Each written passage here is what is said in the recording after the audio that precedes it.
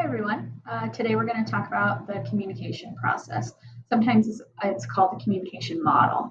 So when we're communicating interpersonally, which means between two or more people, this model would apply.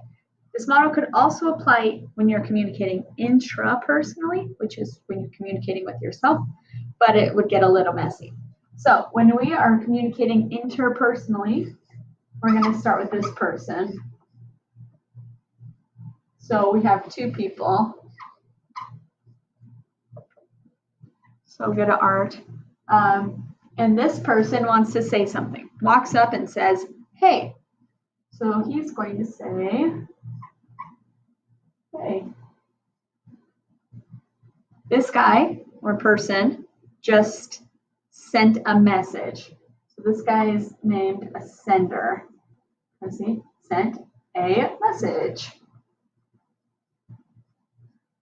So sending it. Your message can be multiple different things. And what you say, which is, hey, what's up, how are you, is said in a certain way. So these are called channels.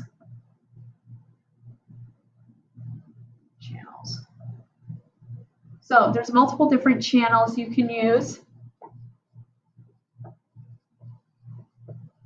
So we could have like through the mail, you could say it in a text, I could say it in a letter, I could say it through like an app, like Snapchat or something.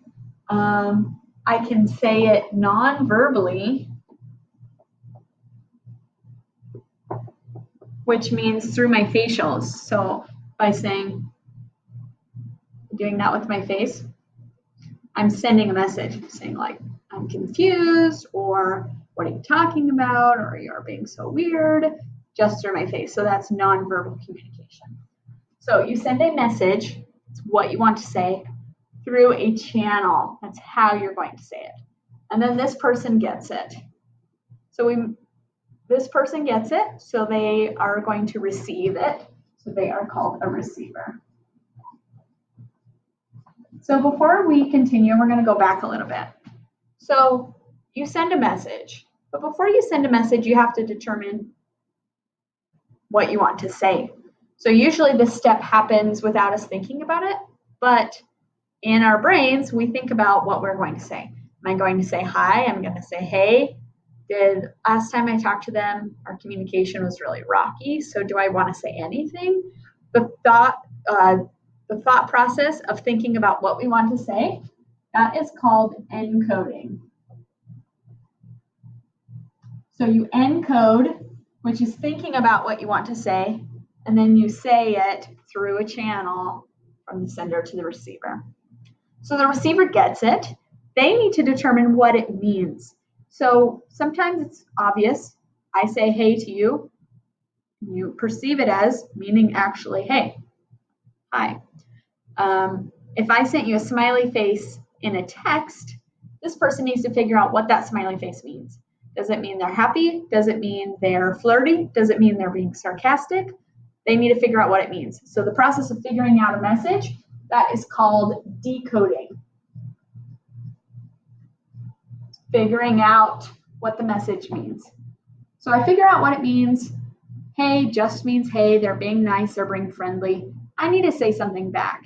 If I don't, then you don't have two-way communication. It's just one way. So we want two-way communication. So this person decodes the message. They need to say something back. But remember, before they say something back, they need to think about what they want to say. They need to encode. So they're going to encode, decide what they want to say back. So they said hey to me. I'm going to say, hi, how are you? I thought about it. Then I'm going to send it. I'm going to actually say, hi, how are you? My message. Send it through a channel back to the sender. But this person's not a sender anymore, right? This person sent the message. So they became the sender. And this person then receives the message, so they become a receiver. So this is called a process because it's circular. It can continue in a circle. So this person sends then they receive, then they send, then they receive. So we're always, when we have good two-way communication, being both a sender and a receiver. We're encoding and we're decoding. So there's one thing that tries to get in the way of communication, and that I like to draw like this, just little squigglies, and that is called noise. So there's 3 different types of noise. There's physical noise, there's physiological,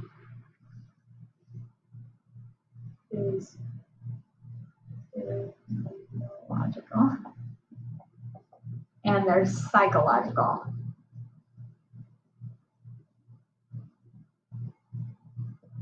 Physical noise, literally what I hear. There's music going and I can't hear you very well. That is physical noise.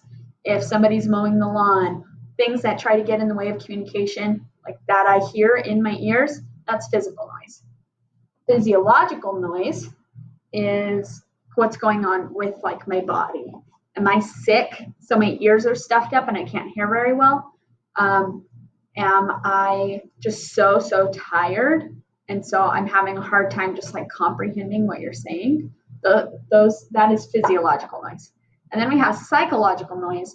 And psychological noise is like how we're doing emotionally. Those things can get in our way. So if my dog passed away last night, I'm not in a good mental, psychological state. So I'm going to have a hard time interpreting what you say to me 100% effectively. If I got in a fight with my best friend right before I talk to you, I might be really angry. If you say, hey, I might think you're trying to start a fight with me. So I might be like, what are you looking at? Or I might just want to punch you in the face because of how I'm doing emotionally or psychologically. So noise tries to get in the way of communication. And more often than not, our communication is not perfect. Perfect communication is super rare. Our communication usually is messy, has things interrupting it.